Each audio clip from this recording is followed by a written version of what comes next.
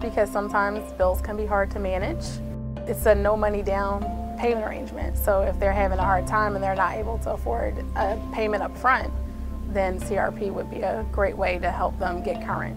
I like helping people. I get a real sense of gratification of helping people, because I never know when I might be in that situation myself, and I would want someone to do that for me. CRP is the Customer Responsibility Program.